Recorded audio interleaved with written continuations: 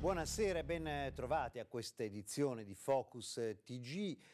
Allora, la prova notturna del Mose, secondo il Consorzio Venezia Nuova, le paratie che sono state alzate questa notte appunto alla bocca di porto di Malamocco si sono comportate bene, evidente stabilità dicono. Inoltre il problema di vibrazioni che si era riscontrato il 24 ottobre sembra essere stato risolto. Insomma, questo è quello che dice la parte interessata, che è appunto il Consorzio Venezia Nuova. Il test di sollevamento delle 19 paratoie del Mose alla bocca di porto di Malamocco si è concluso positivamente. Dopo l'eccezionale ondata di acqua alta che il mese scorso ha travolto Venezia, raggiungendo il 12 novembre il picco record di 187 cm, anche il governo aveva indicato la necessità di accelerare il completamento e il collaudo dell'opera idraulica che dovrà difendere Venezia dalle alte maree eccezionali. Qualche settimana fa la prova di Malamocco era stata sospesa dopo che i tecnici del Consorzio Venezia Nuova avevano riscontrato alcune vibrazioni alle staffe che sostengono le tubazioni di aria compressa che servono a far sollevare le barriere dal fondo. Questa volta invece, davanti agli occhi del sindaco di Venezia Luigi Brugnaro, la prova di sbarramento di uno dei 3 ingressi alla laguna è andata secondo programma. Non siamo certo alla fine, questo mese ci saranno altre 2 prove e si andrà avanti anche l'anno prossimo, ma sicuramente a buon punto dopo anni di attese e polemiche. Stanotte, nel blocco totale del traffico delle navi superiori a 500 tonnellate di stazza disposto dalla Capitaneria di Porto, le paratoie hanno iniziato ad alzarsi a gruppi di 4 poco dopo le 21, per poi tornare ad adagiarsi sul fondale diverse ore dopo. Luigi Brugnaro, che ha assistito di persona al sollevamento delle paratoie del Mose, lo ha definito un momento storico per Venezia, un'opera ingegneristica unica, orgoglio della nostra scienza e tecnologia. Dobbiamo terminare i lavori e metterlo in funzione, ha concluso. Sarà il simbolo della resilienza. Allora, simbolo della resilienza e dobbiamo metterlo in funzione, avete sentito adesso proprio il sindaco Brugnaro. Ma è vero, sono tutti d'accordo con la valutazione fatta dal consorzio costruttore, ovvero Venezia Nuova. Il professore geologo Luigi Dal Paus non è d'accordo, dice che questa prova a Malamocco è stata inadeguata, sostanzialmente inutile. Ecco perché. Le prove del Mose e le bocche di porto di Malamocco, un bluff del tutto inutile, così il massimo esperto in materia di idraulica e idrodinamica, spiegandone le ragioni. Perché la prova è stata condotta in una condizione di marea particolarmente favorevole, inquadratura, quindi sostanzialmente quello che si è visto è che queste paratoie si possono alzare dal fondo. Abbiamo riverificato ancora una volta a Venezia che il principio di Archimede vale. Come a dire, scoperta dell'acqua calda. Per capire infatti l'efficacia del funzionamento del Mose, a detta del geologo, le prove sono da replicarsi soprattutto nelle condizioni meteorologiche che generano l'oramai nota acqua granda. Io credo che queste prove debbano essere assolutamente ripetute in condizioni in cui c'è stato di mare particolarmente sostenuto e soprattutto c'è una marea sostenuta e quindi si determina tra laguna e mare una differenza di livello significativa. Il Mose difficilmente sarà in grado di difendere Venezia dall'acqua eccezionale, anche perché soltanto a pochi è dato sapere come effettivamente funziona. Molti criticano la soluzione che è stata adottata, ma non c'è stato modo di fare diversamente perché il Consorzio Venezia Nuova si è sempre considerato autoreferente, depositario di tutte le conoscenze, delle migliori soluzioni. Se quella che è stata realizzata sia la migliore soluzione, lo dirà la realtà. Attendiamo quindi che la realtà, a questo punto, arrivarci però alla realtà, per ora siamo ancora parzialmente nel mondo dei sogni e quindi attendiamo la realtà per vedere se sarà bocciato o promosso dai fatti, è l'unica a questo punto. Rimaniamo nel delicato equilibrio lagunare, dove tutto sembra sempre essere il contrario di tutto, e parliamo dei tassisti veneziani, naturalmente i tassisti Acquei, che si sono uniti per dimostrare al sindaco Brugnaro che per la vicenda delle targhe alterne, moto ondoso e soprattutto per quanto riguarda l'inquinamento, si sbagliava. Quanto è inquinato il canale di Rio Novo e da cosa? Allora, l'unico parametro che dà delle segnalazioni interessanti è il biossido di azoto. I tassisti Acquei di Venezia contro il provvedimento comunale delle targhe alterne. La categoria compatta ha dato incarico a un tecnico di equiparare i dati ARPAV con quelli scaturiti dall'esito della sua stessa indagine, una mole di dati con grafici, foto e prospetti di oltre 40 pagine e riferita ai 7 mesi del prima e dopo targhe alterne e così ai 2 anni precedenti. Ne è emerso che i valori riferiti al biossido di azoto, di cui fa riferimento il divieto di Cafarsetti, non è imputabile agli scarichi dei taxi Acquei, a dirlo il tecnico. Mai nei periodi di analisi dal 2017 al 2019 è stato superato il limite di legge per la tutela della salute pubblica. Siamo sempre al di sotto dei 200 microgrammi per metro cubo.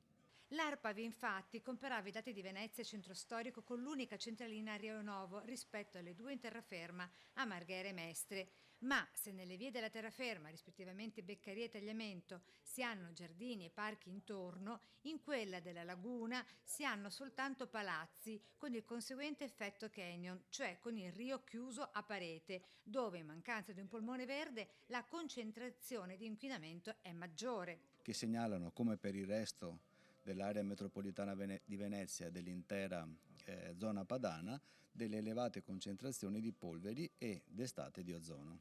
Il provvedimento dunque, oltre ad essere inefficace, è pure dannoso. Diciamo che ha spostato così i percorsi in un'altra parte della città, quindi non risolve completamente il problema, ma bensì lo sposta in altri punti, allungando i percorsi e quindi molto probabilmente aumentando anche l'inquinamento in tutta la città.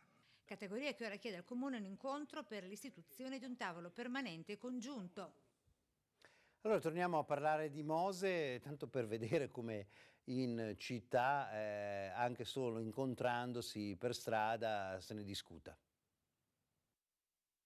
Siamo rimasti in pochi veneziani, io e te e qualcun altro, e non riusciamo a far capire, no? Però il problema sta che hanno speso 5 miliardi e mezzo per fare il Mose. Questi 5 miliardi e mezzo li hanno tirato fuori gli italiani.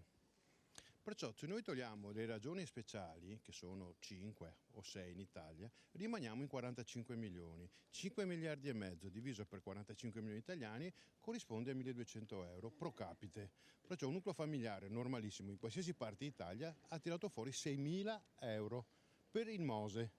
Perciò una manifestazione nazionale, non veneziana, io e te e chi quattro gatti, Mario. Sì, sono il signor Donati e ho avuto parecchi danni. Io dico il Mose subito, va tirato, bisogna approvarlo subito, senza ma e senza se. Vedere se funziona, perché se non funziona bisognerà prendere qualche altra strada. Ci fermiamo per una pausa.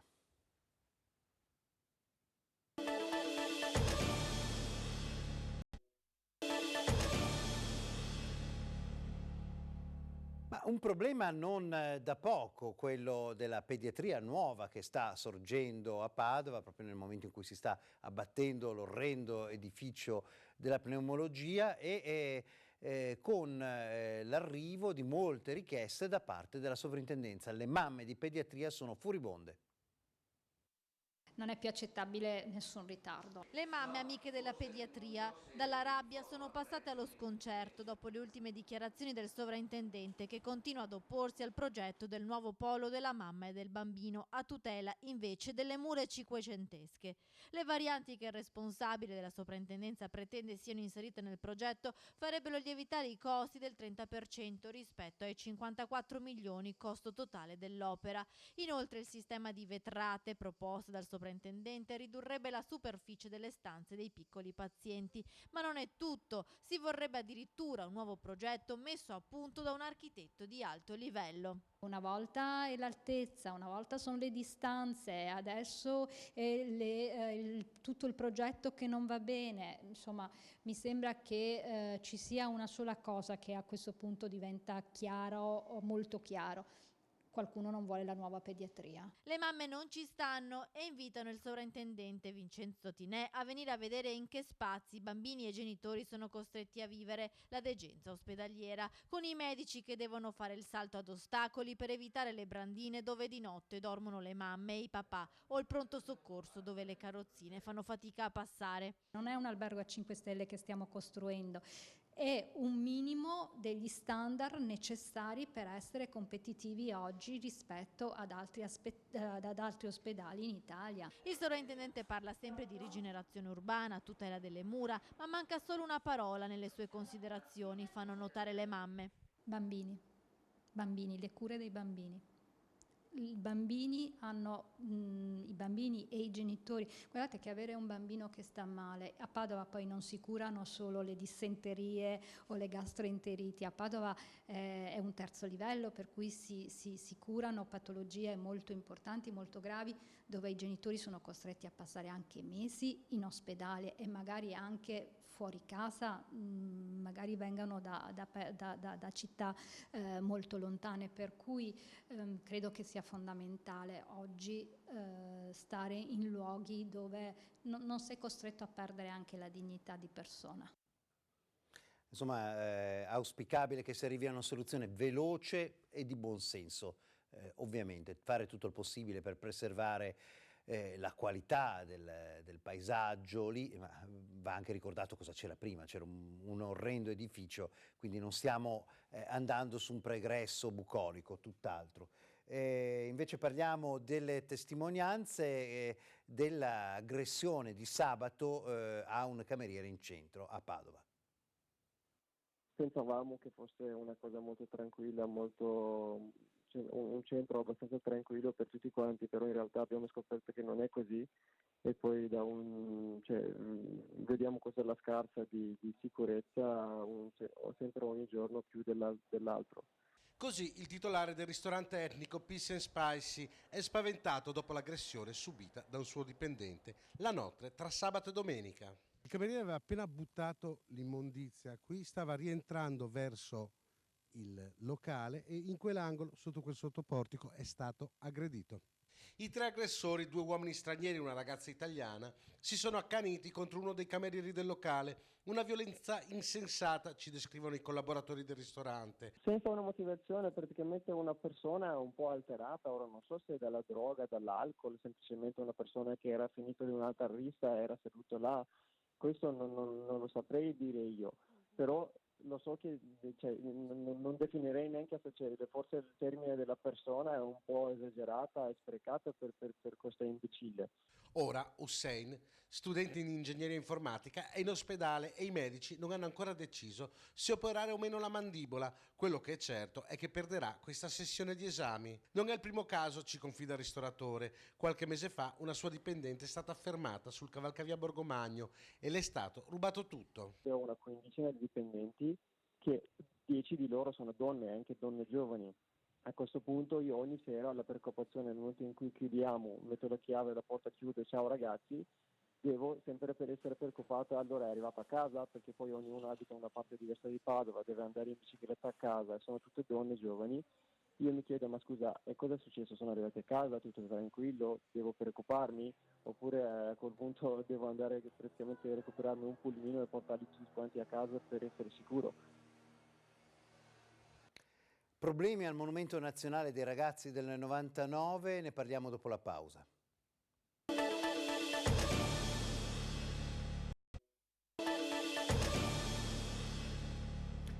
Ci sono seri danni che necessitano di un intervento di restauro d'urgenza per quello che è il Monumento Nazionale dei Ragazzi del 99, quei ragazzi che a 18 anni si sacrificarono per salvare l'Italia durante la guerra mondiale. È a Bassano e c'è bisogno appunto che l'amministrazione comunale si attivi per un intervento d'urgenza.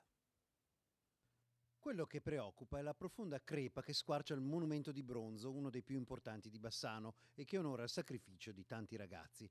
Si tratta di un serio danno che sembra passare nell'indifferenza delle amministrazioni comunali. Il Fante guarda il Monte Grappa, illuminato da un pallido sole di dicembre, ma per lui quella montagna è la sua patria, soprattutto per chi, quando fu inaugurato il monumento nel 1974, aveva 75 anni ed era uno di quei ragazzi. Ora vi ricordiamo che questo è il monumento nazionale ai ragazzi del 99, quei diciottenni che salvarono l'Italia combattendo su Piave e Grappa e che fu concepito dal bravo scultore Alberto Sparapani. Un'opera in bronzo con sculture alte 3,5 metri. Nella cripta sono conservati i labari delle associazioni dei ragazzi del 99 che arrivarono da tutta Italia una volta che questi ex ragazzi scomparvero un po' alla volta.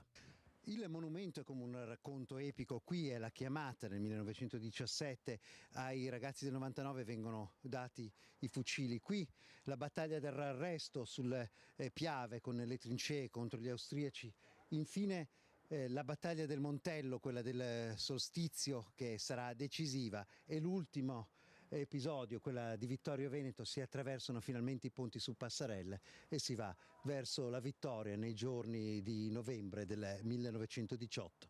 Fuori un cartello ricorda che questa è un'area sacra, peccato che sia buttato a terra e abbandonato, il primo a dimenticarsi dove si trovi. Questo è invece il problema che ha il monumento proprio a 101 anni dalla fine della Grande Guerra, è un monumento del 74, questo è già fortemente ammalorato. Come vedete la lastra si sta staccando, per essere messa a posto deve essere staccata, va fatto un lavoro in fonderia, va fatto probabilmente una saldatura e sicuramente cesellatura e altrettanto sicuramente va ridata la patina, insomma un grande lavoro da fare per salvare il monumento ai ragazzi del 99. Questo è quindi lo stato in cui versa, bisognoso di restauri, il monumento nazionale ai ragazzi del 99. Non basta certo la buona volontà dimostrata dalle associazioni dei Fanti in passato, in questo caso. Importante che il sindaco Elena Pavan si faccia carico come rappresentante della città che lo ospita nel promuovere il restauro con urgenza affinché anche questo monumento non faccia la stessa fine del Tempio Ossario non restaurato, una vera vergogna, nonostante le 1000 promesse. Il centenario della Grande Guerra è passato, i nostri doveri verso combattenti e caduti ancora no. E come ogni anno noi abbiamo le rubriche sui vostri presepi in tutti i nostri telegiornali e vi raccomandiamo di segnalarci, anzi potete mandarci direttamente voi le immagini che verranno pubblicate anche nella pagina Facebook, sul profilo Instagram di Rete Veneta. Mi raccomando, i video fateli in orizzontale, non tenete il telefonino in verticale, orizzontale, e ce lo mandate via WhatsApp a quel numero 340 321 8379, oppure potete farci segnalazioni e poi lo avrete anche nelle edizioni di Vicenza, di Bassano e Padova, insomma della nostra rete. Noi invece parliamo anche di presepi che appunto si trovano in strada, come Presepiando. 30 presepi artistici e artigianali che si potranno ammirare fino al 10 gennaio lungo il tragitto che va da Piazza del Santo a Via Ospedale, passando per Via del Santo e Via San Francesco. Vere opere d'arte esposte nelle vetrine dei negozi che si trovano lungo il percorso. Questa iniziativa nasce proprio dalla volontà di far ritornare anche i padovani e in special modo i padovani in questa zona, che è una delle zone più belle della città, a visitare sia i monumenti ma anche i nostri negozi. Realizzati con sculture in legno, cera, argento, gesso, terracotta e altri materiali, questa rassegna di presepi artigianali è visibile per il 6º anno lungo le strade che collegano la basilica col centro storico. Anche la Basilica del Santo assieme all'Oratorio di San Giorgio stanno per entrare, se sarà tutto confermato, nel patrimonio UNESCO.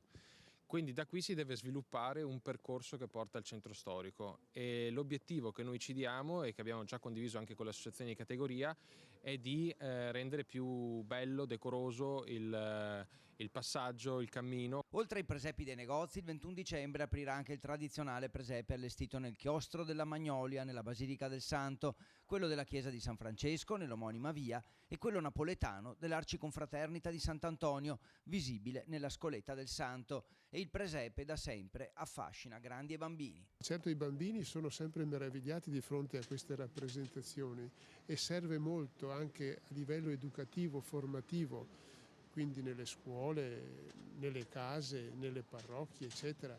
Ma certo anche gli adulti, perché tutti hanno bisogno di fermarsi e di contemplare questo nostro mondo.